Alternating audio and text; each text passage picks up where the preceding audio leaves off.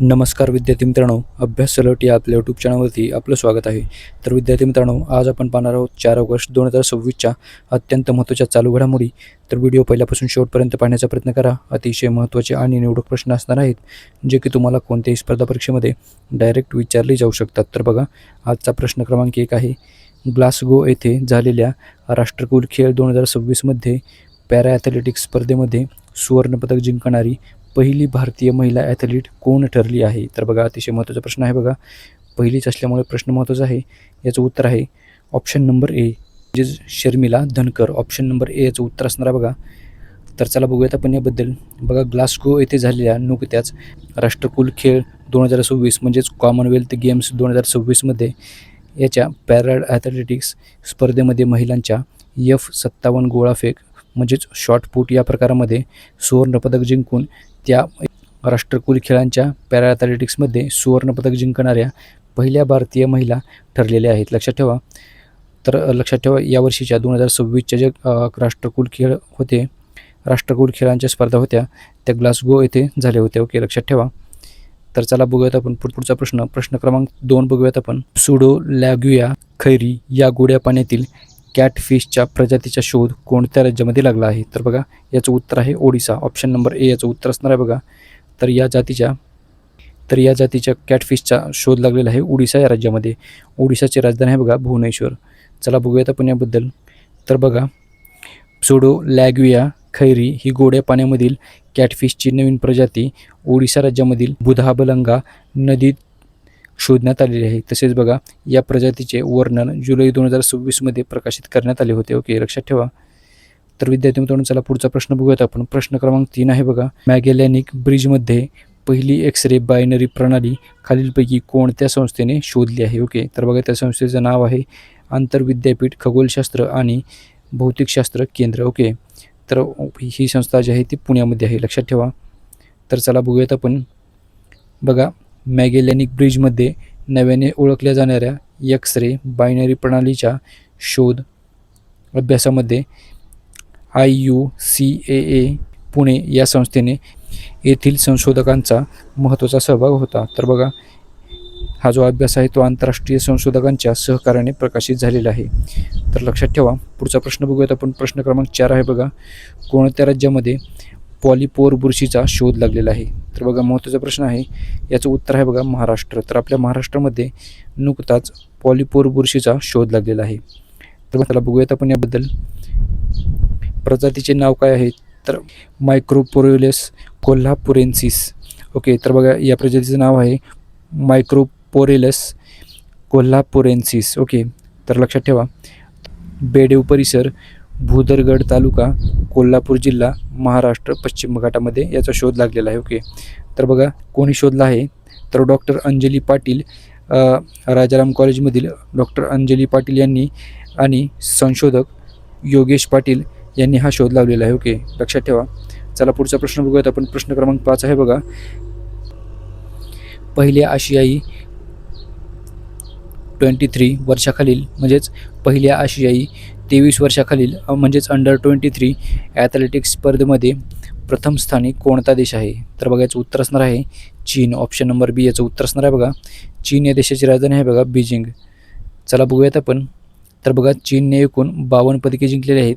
तर त्यातील 23 हे सुवर्णपदक आहेत, 17 रौप्य पदकं आहेत आणि 12 कांस्य पदके आहेत. ओके, लक्षात ठेवा. तर या पदक तालिकेमध्ये जपान दुसऱ्या स्थानावरती आहे, उझबेकिस्तान तिसऱ्या स्थानावरती आहे आणि बघा, भारताचे स्थान आहे. तर भारत 3 सुवर्ण पदकांसह 4थ्या स्थानावर राहिलेला आहे. ओके, लक्षात ठेवा. भारताचे स्थान हे 4थे आहे. चला पुढचा प्रश्न बघूयात आपण. प्रश्न क्रमांक 6 आहे बघा. जर्मन MotoGP 2026 ही जी स्पर्धा आहे ती कोणी जिंकली आहे? तर बघा, याचं उत्तर असणार आहे मार्क मार्केज. ऑप्शन नंबर बी याचं उत्तर असणार आहे बघा. तर मार्क मार्केज यांनी जर्मन MotoGP 2026 ही जी स्पर्धा आहे ती जिंकलेली आहे. तर बघा, मार्क मार्केज हा स्पेन या देशामधील आहे आणि या मार्क मार्केजने विजयासोबत सॅक्सनरिंग सर्किटवरती आपला 10वा विजय नोंदवून इटलीच्या जियाकोमो अगोस्टिनी याच्या एकाच सर्किटवर सर्वाधिक विजयांच्या क्रमवारीची बरोबरी केलेली आहे आणि हा ऐतिहासिक विश्वविक्रम त्यांनी केलेला आहे. लक्षात ठेवा. चला पुढचा प्रश्न आहे बघा. प्रश्न क्रमांक 7 बघूयात आपण. कोणत्या ठिकाणी एका तासामध्ये 3.61 लाख रोपे लावून गिनीज वर्ल्ड रेकॉर्ड स्थापित करण्यात आलेला आहे? तर बघा याचं उत्तर असणार आहे अहमदाबाद. ऑप्शन नंबर ए याचं उत्तर असणार आहे बघा. तर बघा नुकताच अहमदाबाद या शहरामध्ये एका तासामध्ये 3.61 लाख रोपे लावून गिनीज वर्ल्ड रेकॉर्ड स्थापित करण्यात आलेला आहे. चला बघूयात आपण याबद्दल. यामध्ये वृक्षारोपणासाठी प्रसिद्ध जपानी मियावाकी पद्धतीचा वापर करण्यात आलेला आहे आणि हा उपक्रम अहमदाबाद महानगरपालिकेने आयोजित केला होता. तसेच बघा 60 मिनिटांच्या या मोहिमेमध्ये 25,000हून अधिक स्वयंसेवकांनी म्हणजेच विद्यार्थी, नागरिक, कर्मचारी एकत्र येऊन ही झाडे लावलेली आहेत. लक्षात ठेवा. चला पुढचा प्रश्न आहे बघा. प्रश्न क्रमांक 8 बघूयात आपण. 2024च्या सांख्यिकी अहवालानुसार प्रथमच कोणत्या राज्याचा जन्मदर 10च्या खाली घसरलेला आहे? तर त्या राज्याचं नाव आहे बघा केरळ. ऑप्शन नंबर सी याचं उत्तर असणार आहे. तर केरळ या राज्याची राजधानी आहे बघा तिरुवनंतपुरम. चला बघूयात आपण. केरळ सरकारच्या अर्थशास्त्र आणि सांख्यिकी विभागाने प्रसिद्ध केलेल्या व्हायटल स्टॅटिस्टिक्स 2024नुसार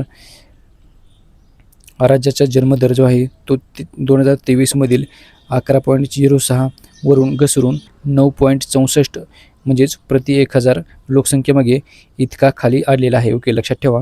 तर जन्मदर एकेकाळी तर बघा जन्मदर एकेरी अंकामध्ये येण्याची देशातील ही पहिलीच ऐतिहासिक घटना ठरलेली आहे. तर बघा एकूण जन्मदर 9.64 राहिलेला आहे. ओके, तर भारताची सरासरी जो जन्मदर आहे तो आहे 18.3. तसेच बघा एकूण प्रजनन दर हा राहिलेला आहे बघा. केरळचा प्रजनन दर 1.35 वरून घसरून 1.19 वरती आलेला आहे, जो लोकसंख्या स्थिर ठेवण्याच्या आवश्यक असलेल्या 2.1 या प्रतिस्थापन पातळीपेक्षा म्हणजेच रिप्लेसमेंट लेवलपेक्षा खूपच कमी आलेला आहे. ओके, लक्षात ठेवा. तर बघा विद्यार्थी मित्रांनो, लोकसंख्या जर स्टेबल म्हणजेच लोकसंख्या जर स्थिर ठेवायची असेल तर त्याचा जो जन्मदर आहे तो 2.1 असावा लागतो. ओके, लक्षात ठेवा. तर विद्यार्थी मित्रांनो चला पुढचा प्रश्न बघूयात आपण. प्रश्न क्रमांक 9 आहे बघा. चर्चेत असणारी श्रावणी सांगळे कोणत्या खेळाशी संबंधित आहे? तर बघा श्रावणी सांगळे ही आहे बघा धावणे या खेळाशी संबंधित. ऑप्शन नंबर ए याचं उत्तर असणार आहे बघा. चला बघूयात आपण याबद्दल. तर महाराष्ट्र राज्यामधील नाशिक जिल्ह्यातील रहिवासी असणारी श्रावणी सध्या तिच्या आंतरराष्ट्रीय स्तरावरील ऐतिहासिक कामगिरीमुळे विशेष चर्चेमध्ये आहे. तर बघा श्रावणीने आशियाई 23 वर्षाखालील म्हणजेच अंडर 23 ॲथलेटिक्स चॅम्पियनशिपमध्ये तिने एकूण 3 पदके जिंकलेली आहेत. तर त्यामधील बघा 2 सुवर्णपदके आहेत आणि 1 कांस्य पदक आहे. ओके, लक्षात ठेवा. चला पुढचा प्रश्न बघूयात आपण. प्रश्न क्रमांक 10 आहे बघा. पहिली ICAI ग्लोबल ऑर्बिट समिट 2026 कोठे आयोजित करण्यात आली होती? ओके, तर लक्षात ठेवा. तर त्या शहराचं नाव आहे बघा नवी दिल्ली. ऑप्शन नंबर डी याचं उत्तर असणार आहे बघा. तर चला बघूयात आपण याबद्दल. बघा ही जी बैठक आहे, ही जी परिषद आहे ती ही जी समिट आहे बघा ती भारतीय चार्टर्ड अकाउंट संस्था याच्या ग्लोबल ट्रेड अँड सर्व्हिसेस कमिटीद्वारे परिषद आयोजित करण्यात आलेली होती. ओके, आणि याचे यजमानपद जे आहे ते नॉर्दर्न इंडिया रिजनल काउन्सिल या संस्थेकडे होते. तसेच बघा याची मुख्य संकल्पना आहे म्हणजेच मुख्य थीम आहे बघा ICAI ग्लोबल ऑर्बिट. याची जी थीम आहे बघा ती from JCC to global leadership अशी आहे. लक्षात ठेवा. आणि याचा उद्देश काय आहे तर भारताला ग्लोबल कॅपेबिलिटी सेंटर याचे जागतिक केंद्र बनवणे आणि भारतीय सनदी लेखापालांना जागतिक स्तरावरती नेतृत्वासाठी तयार करणे हा या परिषदेचा मुख्य हेतू आहे. तर लक्षात ठेवा. तर विद्यार्थी मित्रांनो आजच्या दिवसाचे जे करंट अफेअर्सचे प्रश्न होते ते सर्व आपण कव्हर केलेले आहेत. तर व्हिडिओ कसा वाटला हे तुम्ही कमेंट करून नक्कीच कळवा. धन्यवाद. भेटूयात आपण उद्याच्या व्हिडिओमध्ये. धन्यवाद.